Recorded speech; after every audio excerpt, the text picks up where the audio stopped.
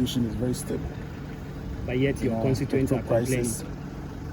International petrol prices are low, gold prices are high, but Ghanaians are still suffering. I think we have to find the reasons why Ghanaians are still suffering. Because during our time, we all experienced this economic downturn as a result of the COVID and the Ukrainian war, the invasion of Ukraine by Russia. That brought a lot of untold hardship, financial crisis in the world that affected Ghana. In their case, they haven't experienced that, but yet Ghanaians are complaining. So let's go beyond these economic indicators, inflation and all that, and really speak to the Ghanaian people and see how they are faring.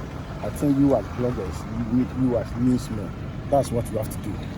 Always don't really listen to the politicians, but there's a temptation that politicians will speak in a way that will make their parties and government look good.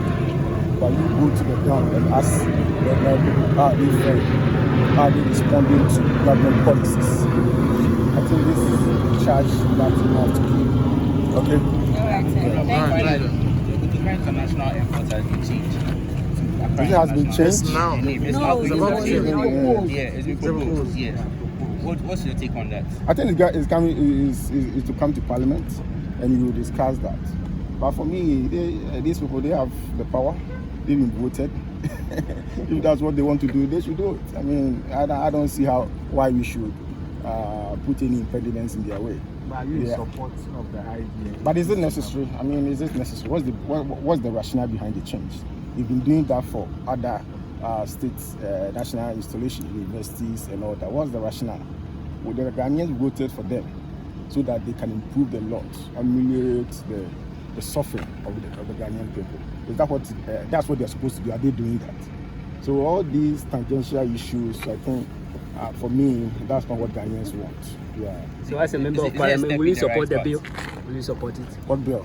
The bill to change the name. For me, I think they should come to Parliament with pragmatic measures that will, solve major national issues. Issues of job creation and of course unemployment issues, and prices of goods continue to skyrocket. These are the things that Ghanaians want, not change of names of national installations.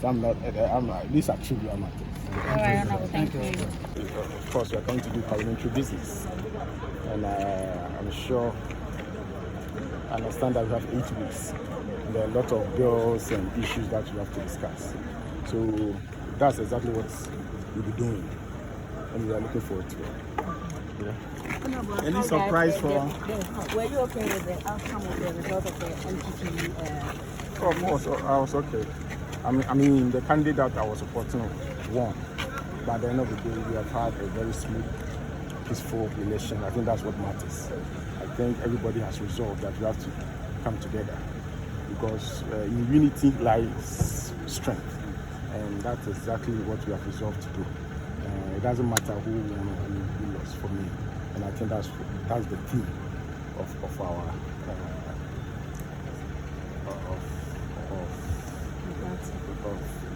the whole election. That's the theme, that the party has won, not a single candidate.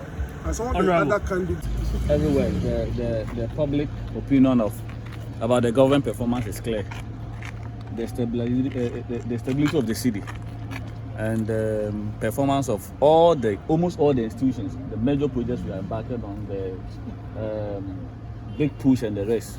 If you go to the conferences across the country, everywhere there's a project ongoing, and we are trying to also complete the uncompleted projects that were initiated by the previous government, which mostly at times they used to be put aside and start a new ones. But we are trying to make sure that this time we don't let money go waste. So we are on course. The government is on course, and this time this is our second year, and we are moving the year from first year to the second year. So you can imagine the speed we are going to go, but with quality. So Ghana should expect the best of governance, which President Mahama and the team is ready to offer for this country. We lawmakers, we are here to support the government to implement policies and programs that will endure to the benefit of the good people of Ghana. So what are some of the things you have piloted for your constituency? For my constituency so far, I have a very challenge in terms of developmental projects like roads and major, almost all the sectors in my Because your constituency. constituents are Yeah, really we are watching, complaining so of they want roads. to know. As I'm talking to you now, we have plans are far advanced with the Minister for Roads and Highways, Kwame Agbaja, to at least give us a good road. Contractors were working on the road. About 2 weeks ago, they moved out from the road because of payments, and we are trying to sort them out to go back to work. So hopefully by the end of this year, we see good roads in the constituency. I've also at least done a football pitch, natural one, which will be commissioned very soon. I am also doing some kind of social intervention policies for aged and the widows, which is also far advanced. This Christmas and New Year, I was able to engage 1,500 widows and aged with little support. As I'm talking to you now, I am going to work on 2,000 health insurance free registration for the aged and those below the age of 18. I'm also going to distribute books, which the printing is almost done. So I'm going to distribute books and school uniform as well. So we are doing our little to support. And very soon, by a week or next 2 weeks, the constituency capital, we are going to enjoy free Wi-Fi. Wow. At the moment you enter Kotoka, you just need to go switch on and just go online. You the bloggers, watch you on TikTok and the rest. So they will enjoy you very soon. And it will be free. I'm going to take that. Impressive work on our. Yeah, we are doing that. So we need your support. I'm the safe. Hello. Welcome back to Parliament. Welcome to Parliament. Welcome. All the people to return to this iconic house. 28. What are Ghanaians to expect? What is the way forward for the Big Elephant Party? Is this a sign of unity come 2028? Because at the end of the day, the vision is to win election 2028. As the second session of the 9th Parliament, what are we to expect? Are you going to hold the feet of the government to the fire, or is it going to be business as usual? Absolutely. Just like we started, we hold their feet to the fire. They made promises to the Ghanaian people, and we are going to hold them accountable to those promises. That's what we're going to do. And as far as our contest is concerned, we are done. And we are just trying to put together the pieces, where we have seats of discord, we correct them and then unite the party. And then has something changed since you left power? Has something changed to you? Like has something what? changed since you left power? Or on the scale of 1 to 10, how will you rate the performance of the current government? Jobs. Cocoa farmers have seen reduction in the price of cocoa. Farmers in my constituency, they used to get about 800 or 1,000 cedis for a bag of soya beans, for a bag of maize. Now it is 200 cedis, so they can't do anything. We have seen a whole lot that has happened, and I think that it is for the Ghanaian to judge. And Ghanaians are saying fuel prices have come down. They are happy. Ghanaians are saying the dollar has stabilized against the cedi. Yes. Are you not happy? Price of petroleum products have reduced on the international market. Have you seen? So you not give the current government any credit for that? As a matter of fact, I said it before and I was quoted, but people didn't get the context. But for the Dumsor levy, prices of petroleum products should have reduced by 1 more cedi. You understand? Price on the international market has gone down from about 930, dollars per metric ton to about 610, dollars per metric ton. That's about 1/10 of the price. So currently the prices should have been even way lower. Okay, yes or no? Yeah. Yes or no? Does this current government deserve any credit for the reduction in fuel prices? Well, we politicians, we don't answer yes or no questions. Everything is in context. You understand? Yeah. Everything is in context. So it depends. If you ask me which areas, I will say yes. If you ask me other areas, I will say no. So it's a balance. The jury is out there. It's the Ghanaian people who answer the yes or no questions. All right, Honorable, thank you very much. Thank you very much. Mommy! The minority are saying that this time they are matching you boot for boot. They are not going to give you the space to just pass any bill under a certificate of urgency. What are you saying to the minority, and what do we expect from the majority? We are more than them. So what are they saying, that they are not going to allow us? They have no say. They have nothing to do. If they want to pass it, we will pass it. If they want to walk away, they should walk away like they normally do. But we mean business, and we make sure that the government wants well. So we did. Also, what are Ghanaians to expect from the majority? Well, a lot of things. There are so many bills that will come to in Parliament. There are so many laws that will pass. As of now, we are enjoying the goodwill of the Ghanaian public, and we hope that 2026 becomes better for us, especially in the agri sector. You know, everybody, you look at it both ways. There's a lot of food now, and we hope that 2026 we'll be able to, commission more factories to add value to whatever the farmers are producing, and then also for buffer stock to be able to buy the excesses on the market. So 2026 will be good for all of us. Bro, you are one person who has traveled in and out of Ghana a lot. Right. What is your take on the name change of the international airport from Kotoka to Accra International Airport? EB Airport. So once EB Airport and it's functioning, whatever name it is, I'm okay with it. Personally, I'm okay with it. Whatever name it is, I'm personally okay. So you there for the airport? Me, I there for the airport. Once it's a functional airport, I there for it. My name is Michelle Kakabebo.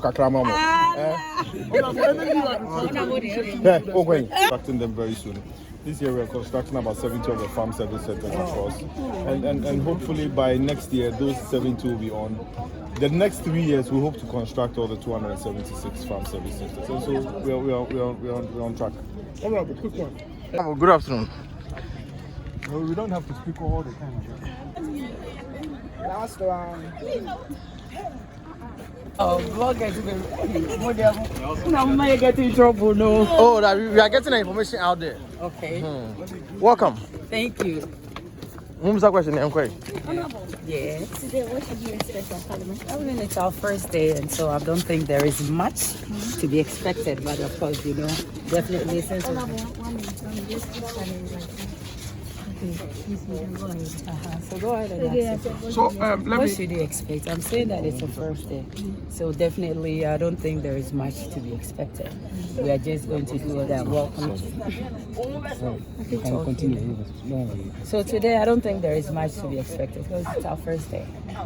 What new initiative should we expect from the Transport Ministry to curb the ongoing menace? Charlie, this one there, right now, you want me to answer? But But let me take advantage to answer that. There's a lot going on that you should expect. I know you're referring to the congestion, is that right?